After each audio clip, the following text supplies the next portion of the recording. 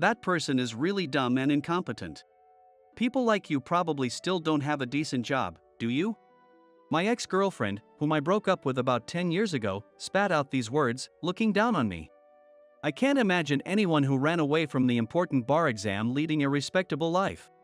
Those words made an old wound in my chest ache. But she doesn't know. She doesn't know about my relationship with the person sitting next to me, who heard everything. And I didn't know either. I didn't know the true feelings hidden in her words.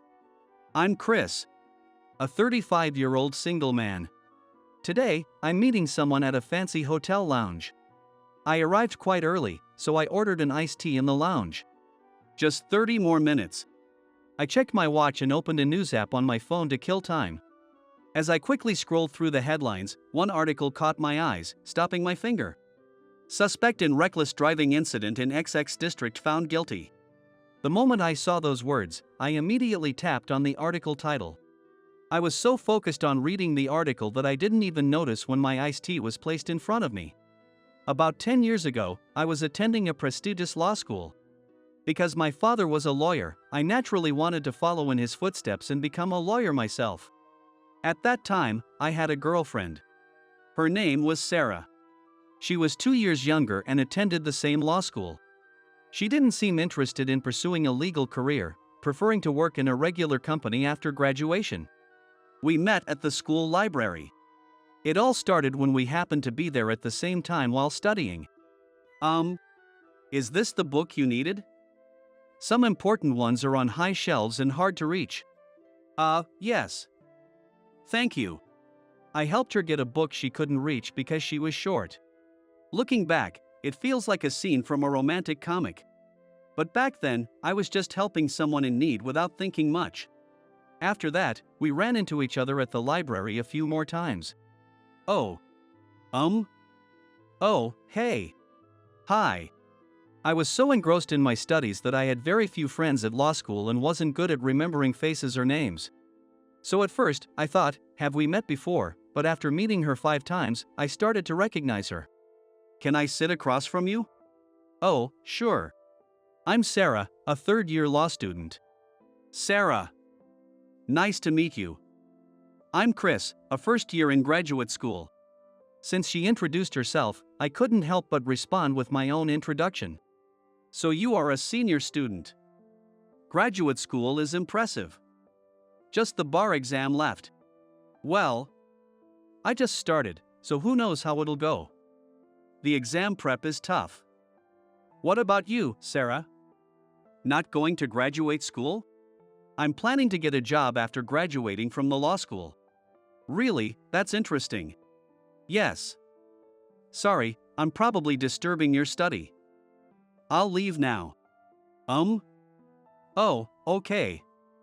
See you then. I lightly raised my hand and returned my gaze to the reference book. She stood silently for several seconds. I thought she had already left, but when she said, I realized she was still standing next to me, causing me to jump slightly. What? Will you be here tomorrow? Well, probably. But why? Just wondering. Thank you. Bye. She said that and left. From that day on, it seemed she was waiting for me at the library almost every day. I'm not here every day, and I'm not kind enough to come just because someone's waiting. I know. It's just my own satisfaction. But I can't help but hope to see you, Chris. Her words made me start to notice her for the first time. A few months later, after she confessed her feelings, we started dating. My relationship with Sarah was very calm and steady. Since I was busy with school and preparing for the bar exam, we couldn't go out often or have full-day dates. It was a healthy relationship. Although it sounds good, it was hardly ever romantic. We mostly studied together at home or nearby places like the library. Sarah must have had her own thoughts about it, but she always spent time happily without complaining, which was fortunate. As the exam approached, she frequently sent me encouraging messages like, "You'll be fine, Chris. You'll definitely pass, so stay confident." I didn't have time to respond, but I read those messages to motivate myself whenever I took short naps. Sometimes she would bring me snacks, supporting me both physically and mentally. I never thought I was the type to stay motivated because of a relationship. But I was surprised at how much having a girlfriend helped me push myself. Sarah and I, working together like a team, were aiming for the bar exam. Then, one day, as the bar exam approached, Sarah contacted me, saying there was a family emergency, and she would be going back home for a while. Half asleep, I saw the message, jumped out of bed in surprise, and called her immediately. "What's wrong?" "It's rare for you to call," she said with a small laugh. "Don't worry about me, just focus on the exam." "I'll contact you after it's over," she said and quickly hung up. I was worried but decided to focus on the exam as she told me. However, 3 days before the exam, I was walking towards the library as usual. While waiting at an intersection, I heard the unmistakable sound of screeching tires through my headphones. Then, the engine revved at an abnormal speed. I looked up at that sound, and the next moment, I was struck by intense pain and a powerful impact. In my fading consciousness, I heard piercing screams and shouts. Was I hit? Through my barely open eyes, I saw a car with a crumpled front like a toy. Judging by the number of screams, it seemed I wasn't the only one hit. But none of that mattered. The exam. I might not be able to take the exam. I murmured that and lost consciousness. When I woke up next, I was in a hospital bed. In my blurred vision, I only wondered what date it was and what happened to the exam. I tried to get up to find out, but a sharp pain ran through my entire body, preventing me from moving. Apparently, I had a pelvic fracture, and it was a close call. Additionally, I had a broken right arm and multiple bruises and cuts all over my body. Dr. Smith told me I needed complete bed rest for a while. Listen, if you try to move, your pelvis won't heal properly and it'll take longer to recover. Don't even think about getting up. You need to rest completely for now. Yes. After Dr. Smith left the room, I wondered if he had noticed I was thinking about trying to get up again. He warned me once more, and I nodded with a wry smile. When I asked the nurse for the date, she told me I had woken up 2 days after the accident. Which meant, the day I woke up was the day of the bar exam. Feeling an overwhelming sense of emptiness, I was told I couldn't get up for at least 2 weeks. So, my days were spent either sleeping, watching TV, or looking out the window. Spending time without studying for the first time in a while felt like time had almost stopped. During this period, I received a message from Sarah on my phone. She had said she would contact me after the exam was over. Protecting my aching arm, I looked at the screen, and as expected, it was a message asking, "How did the exam go?" I slowly replied, telling her that I had to withdraw. As soon as I turned off the screen, a flurry of messages came in. "Why? What happened? Are you okay?" Reading those made my head spin. Why? What happened? I wanted to ask the same questions. Unable to sort out my feelings and feeling unwell, I placed my phone on the shelf without replying. For a while, Sarah's messages were filled with concern, but I still couldn't bring myself to respond. As a result, her messages gradually became more accusatory. "If you don't reply, I won't understand anything. Why did you give up?" But at the time, those words felt like knives stabbing my chest, consuming my heart. A week passed without me being able to reply. Then one day, I received a message from Sarah saying, "You won't even respond. I'm worried, but it seems I'm just a bother to you. Let's break up." That's what Sarah sent me. At that point, I didn't care about anything anymore. Got it. I replied with just those words, and it seemed she blocked me immediately because I never heard from her again. Even after breaking up with Sarah, I stayed in the hospital for a while. During that time, the new year and the academic year changed. Sarah graduated and returned to her hometown. Meanwhile, I had earned all the necessary credits, so I was allowed to graduate and move back to my parents' house. The article I saw on the news app was about the sentencing of the driver from the accident. The suspect, a man with alcoholism, had been found to have alcohol in his system at the time of the accident. It had been a long trial, but I felt relieved that it was finally over. The accident had many victims, and there were fatalities. The trial had been initiated by the families of the deceased. As a result, it was a trial that had garnered national attention. After finishing the article, I exhaled and looked up. Seeing the condensation on the iced tea glass, I remembered ordering it and took a sip. Then, I met the gaze of a woman sitting at the table across from me. Chris? Sarah? It was Sarah. Even though she had always been a mature and beautiful woman, the Sarah in front of me had become even more attractive with age and sophistication. Noticing me, Sarah stood up and walked towards me, her high heels clicking against the floor. "What are you doing here?" Her voice didn't sound happy to see me. "This isn't a place for someone like you to be. I'm meeting someone." "Meeting someone? You, Chris? In a place like this?" "Yeah. This is so out of place for you." Sarah looked down on me as she said this. Even though it was true that I was meeting someone, there was nothing I could do about her comment. While I was at a loss for words, Sarah started criticizing me for withdrawing from the bar exam. "Back then, you just ran away because you weren't confident you'd pass, right? It's awful. You never replied to my messages. And when you finally did, it was just to agree to break up. It's completely inconsiderate. I truly regret that. Apologizing now is too late." She spat those words, and she was right. Running into her again was just a coincidence, but it was indeed too late to apologize now. It was just self-satisfaction on my part. However, I didn't think I deserved to be mocked with people like you probably still don't have a decent job, do you? I'm meeting my fiancé here. He's a lawyer who passed the bar exam on his first try, is great at sports, and never slacks off. Unlike you, he's a wonderful person. While it's impressive, that applies to her fiancé, not Sarah. Although I thought this, I restrained myself and said, "I see. That's impressive." Seeing me nod politely seemed to improve her mood slightly. A few minutes later, I heard a man's voice saying, "Sarah? Sorry to keep you waiting," and her expression brightened instantly.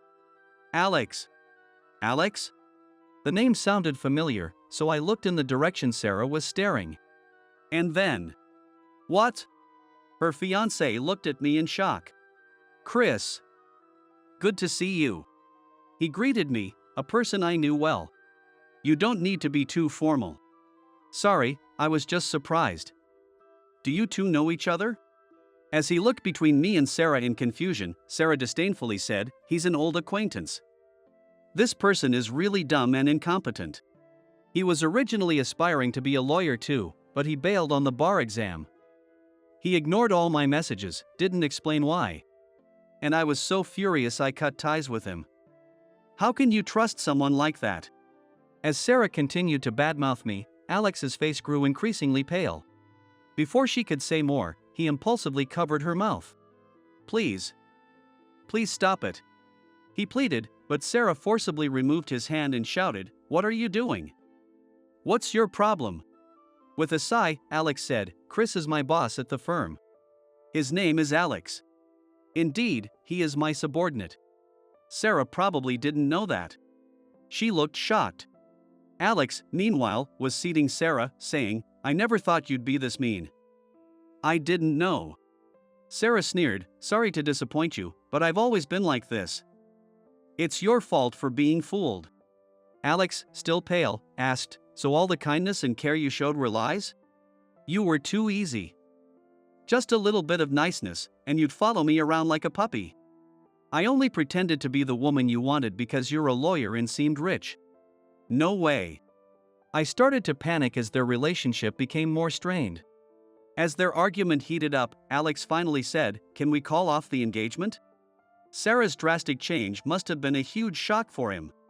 I tried to step between them, but Sarah coldly said, "Fine. Let's do that." How did it come to this? Thinking that, I tried to calm them down, saying, "Both of you, just calm down." "I'm calm.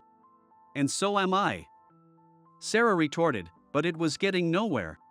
As they refused to even look at each other and the tension escalated, I reluctantly spoke up. "Sarah. What is it? There's something I never told you." I picked up an item leaning against the table. It was a walking aid. I started using it after the accident. Without it, I couldn't walk straight. 3 days before the bar exam, I was in a car accident.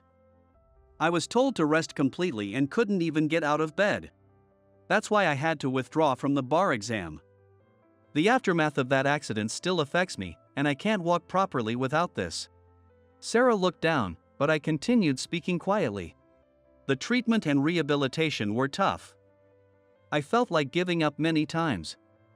But I wanted to investigate the accident myself. And I decided to pursue becoming a lawyer. I couldn't take the bar exam the following year because I was still in rehab. But I passed the year after that and became a lawyer. Since then, I have been working at a law firm, handling various cases. Meanwhile, I kept investigating my accident. I knew that long ago. Sarah muttered, her voice trembling. Tears fell onto her clenched fists resting on her knees. You both knew, didn't you? That my father caused that accident. She looked up, tears in her eyes, glaring at us. I found out.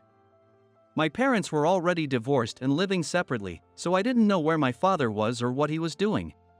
But when I saw the news about the accident, I realized it. I heard from school friends that you were involved in the accident. I was terrified, thinking the accident had ruined your future. Then, the media started swarming our house, asking questions whenever we showed our faces. It was so hard. Being labeled as the daughter of that man made people look at me with disgust. Knowing that his blood ran through my veins terrified and devastated me. So, I decided I never wanted you to know. I thought you'd be disgusted if you found out. I was scared you'd hate me. That's why I broke up with you and blocked you. My mom and I moved away.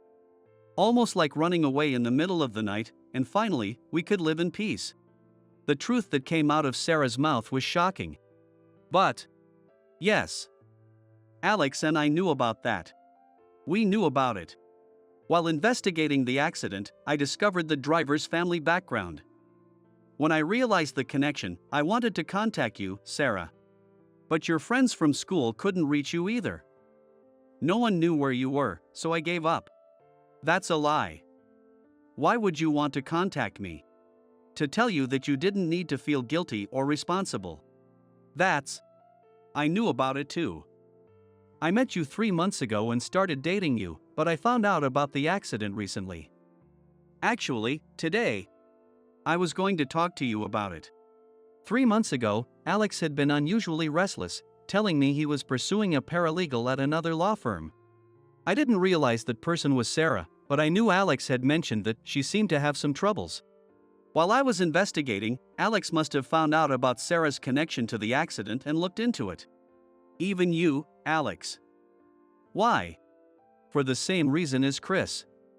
Sarah, you always looked like you'd given up on something. That bothered me. Families of offenders often face societal scorn and self-blame, even though they're not at fault.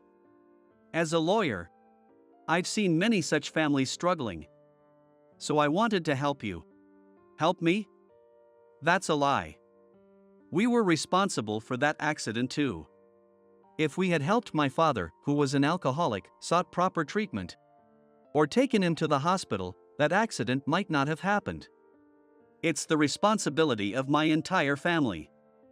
Meeting you, going on dates, and feeling loved made me truly happy.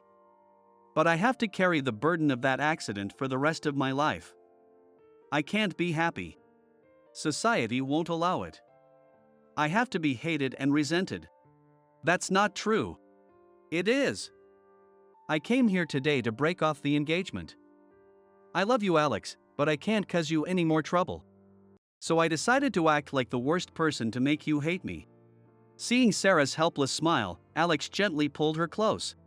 Lawyers can't marry the daughter of a criminal, right? I wanted you to forget about me. Why are you so kind to me? Why are you kind to someone like me? That's not true, Sarah. What's not true? It doesn't matter if you're the daughter of a criminal. I was shocked to hear you insult Chris. But if it was an act to make me leave, it's different. I don't intend to break up with you just because you're a criminal's daughter. Alex, what are you saying? It may sound too convenient, but after hearing your story, I realized that no matter what anyone says, I still love you. I want to support you and walk beside you, no matter what. Tears quietly fell from Sarah's eyes. Our firm doesn't care if a lawyer's family members are criminals or gangsters. As long as they are honest and don't harm our staff. That's all that matters. Ah, boss, it's only you would say something like that these days. Huh? Boss? I told you I got recruited by a new firm a year ago, right? That was Chris's newly established firm. We worked together at the previous firm. And when he asked, I joined him. Right, Chris? Well, I guess that's how it turned out. But you were constantly hinting at wanting to join me, so I had no choice but to ask, I said with a grin. Back then, I was overwhelmed with the details of starting my own practice, managing cases, and handling transitions. I was too busy to even consider whether to hire someone or go it alone. During those hectic days, Alex was constantly signaling his interest in joining me. Was that how it was? Well, even if you hadn't asked, I would have followed you forcefully, so it wouldn't have changed anything.